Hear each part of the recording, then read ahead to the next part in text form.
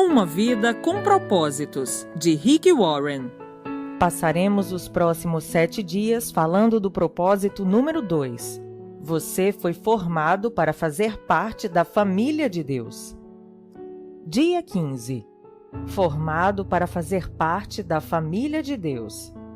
Foi Deus que fez todas as coisas, e todas as coisas são para sua glória. Ele quis que muitos filhos compartilhassem sua glória. Hebreus capítulo 2, versículo 10. Vejam com que grande amor o Pai Celeste nos ama, pois Ele consente em que sejamos chamados seus filhos e verdadeiramente somos. 1 João capítulo 3, versículo 1. Você foi formado para fazer parte da família de Deus. Deus quer uma família e criou você para fazer parte dela. Esse é o segundo propósito de Deus para a sua vida, o qual foi planejado antes que você nascesse. Toda a Bíblia revela a história de Deus formando uma família que irá amá-lo, honrá-lo e reinar com ele para sempre. Ela diz: seu plano imutável sempre foi adotar-nos em sua família, conduzindo-nos a si mesmo por meio de Jesus Cristo. E isso lhe trouxe grande satisfação. Efésios capítulo 1, versículo 5. Deus é amor, por isso ele dá imenso valor aos relacionamentos. A própria natureza de Deus é relacional, pois ele identifica a si mesmo em termos familiares: Pai, Filho, Espírito Santo. A Trindade é um relacionamento de Deus consigo mesmo. É o padrão perfeito para uma relação harmoniosa e devemos estudar suas implicações. Deus sempre existiu vivenciando um relacionamento amoroso consigo mesmo. Logo, ele nunca esteve só. Ele não precisava de uma família, mas desejou uma. Então concebeu um plano que consistia em nos criar, adotar-nos em sua família e dividir conosco tudo que possui. Isso dá a Deus um grande prazer. A Bíblia diz: foi para ele um dia feliz quando ele nos deu a nossa vida nova por meio da verdade da sua palavra e nos tornamos, por assim dizer, os primeiros filhos da sua nova família. Tiago, capítulo 1, versículo 18. Quando depositamos nossa fé em Cristo, Deus torna-se nosso Pai, nós nos tornamos seus filhos, outros cristãos tornam-se nossos irmãos e irmãs, e a Igreja torna-se nossa família espiritual. A família de Deus inclui todos os fiéis do passado, do presente e do futuro. Cada ser humano foi criado por Deus, mas nem todos são filhos dele. A única forma de ingressar na família do Senhor é nascendo novamente, dentro dela. Você se torna parte da família humana em seu primeiro nascimento e torna-se membro da família de Deus pelo segundo nascimento. Ele nos deu o privilégio de nascermos de novo, de modo que agora nós já somos membros da própria família de Deus. 1 Pedro capítulo 1, versículo 3 e ver também Romanos capítulo 8, versículos 15 e 16. O convite para fazermos parte da família de Deus é universal, mas há uma condição: a fé em Jesus. A Bíblia diz: todos vocês são filhos de Deus mediante a fé em Cristo Jesus. Isso está em Gálatas, capítulo 3, versículo 26. A família espiritual é mais importante que a biológica, porque durará para sempre. Nossa família terrena é uma dádiva maravilhosa de Deus, mas é temporária e frágil, sujeita ao rompimento pelo divórcio, pela distância, pela velhice e, inevitavelmente, pela morte. Já a família espiritual, nosso relacionamento com outros fiéis, irá perdurar por toda a eternidade. É um laço permanente e uma união muito mais forte que o parentesco de sangue. Sempre que Paulo parava para pensar no propósito eterno de Deus para todos nós, irrompia em louvores. Quando eu penso na sabedoria e na extensão do seu plano, eu caio de joelhos e rogo ao Pai de toda a grande família de Deus, alguns deles lá em cima no céu e outros aqui embaixo na terra. Efésios capítulo 3, versículos 14 e 15. Os benefícios de fazer parte da família de Deus. No momento em que você nasceu espiritualmente na família de Deus, recebeu alguns presentes espantosos: o nome da família, a aparência da família, os privilégios da família, o acesso à intimidade da família e a herança da família. A Bíblia diz: por ser seu filho, tudo o que ele possui também pertence a você. Gálatas, capítulo 4, versículo 7.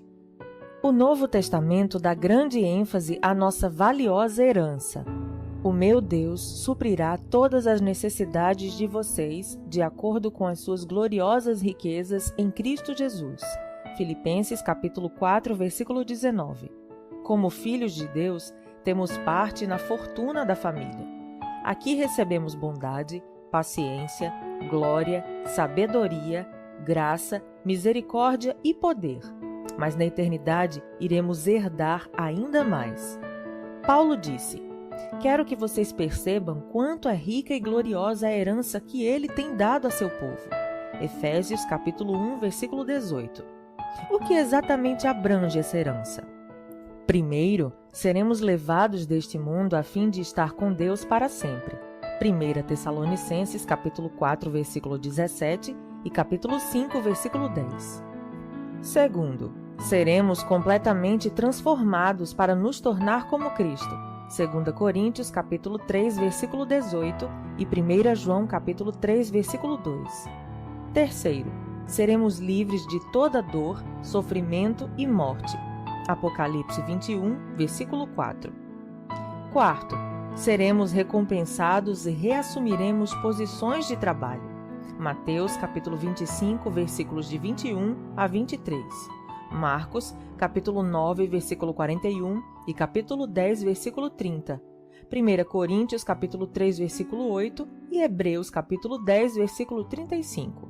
Quinto, participaremos da glória de Cristo. Romanos, capítulo 8, versículo 17, Colossenses, capítulo 3, versículo 4, 2 Tessalonicenses, capítulo 2, versículo 14, 2 Timóteo, capítulo 2, versículo 12 e 1 Pedro, capítulo 5, versículo 1. Que herança! Você é muito mais rico do que imagina.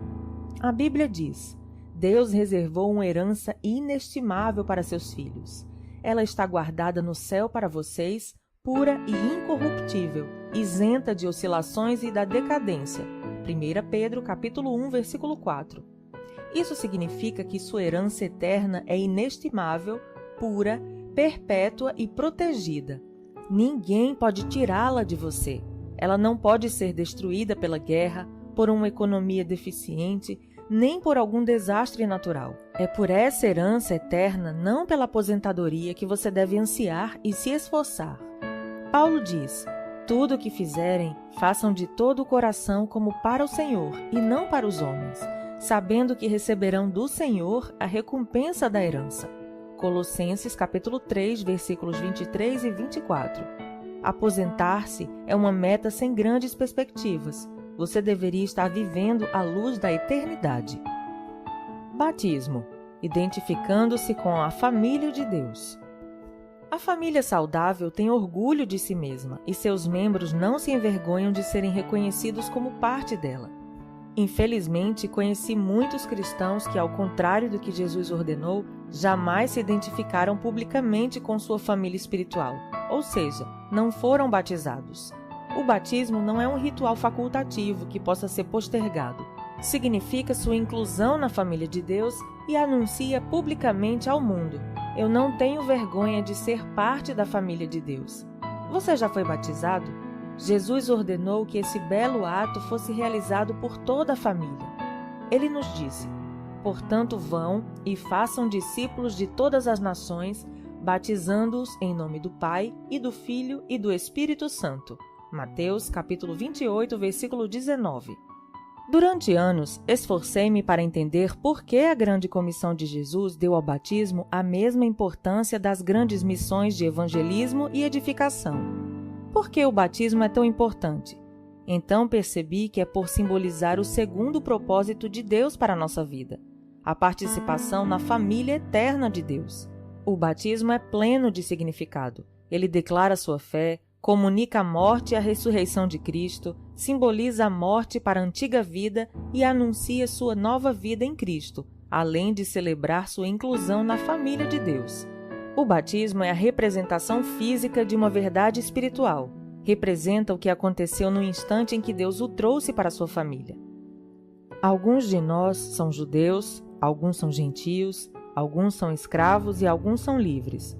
mas todos fomos batizados no corpo de Cristo pelo Espírito e todos recebemos o mesmo Espírito. 1 Coríntios, capítulo 12, versículo 13. O batismo não o torna membro da família de Deus. Somente a fé em Jesus Cristo faz isso. O batismo demonstra que você já faz parte da família de Deus, assim como a aliança de casamento é um lembrete visível de um compromisso íntimo, firmado no coração. É um ato de iniciação, não algo que você deva protelar até estar espiritualmente maduro. A única condição bíblica é crer. No Novo Testamento, as pessoas eram batizadas assim que criam. No Pentecoste, 3.000 pessoas foram batizadas no mesmo dia em que aceitaram Cristo. Em outro momento, um líder etíope foi batizado no mesmo instante em que se converteu. Paulo e Silas batizaram um carcereiro filipense e sua família à meia-noite. Não há nenhum caso de batismo adiado no Novo Testamento. Se você ainda não foi batizado como expressão de sua fé em Cristo, faça isso o mais rápido possível, como Jesus ordenou. O maior privilégio da vida. A Bíblia diz: Jesus e as pessoas que ele santificou pertencem todos à mesma família. Por isso, ele não se envergonha de chamá-los irmãos e irmãs. Hebreus capítulo 2, versículo 11. Deixe essa verdade maravilhosa entrar no seu coração. Você faz parte da família de Deus e pelo fato de Jesus tê-lo feito santo, Deus tem orgulho de você. As palavras de Jesus são inequívocas. E estendendo a mão para os discípulos, disse: Aqui estão minha mãe e meus irmãos, pois quem faz a vontade de meu Pai, que está nos céus, este é meu irmão, minha irmã e minha mãe. Mateus capítulo 12, versículos 49 e 50. Ser incluído na família de Deus é a maior honra e o maior privilégio que se pode receber. Não há nada que se compare. Sempre que você se sentir insignificante, desprezado ou inseguro, lembre-se daquele a quem você pertence. Dia 15. Pensando sobre meu propósito de vida. Tema para reflexão. Fui formado para pertencer à família de Deus. Versículo para memorizar. Seu plano imutável sempre foi adotar-nos em sua família, conduzindo-nos a si mesmo por meio de Jesus Cristo. Efésios capítulo 1, versículo 15. Pergunta para meditar. Como começar a tratar os outros cristãos como membros de minha família? Até o próximo áudio.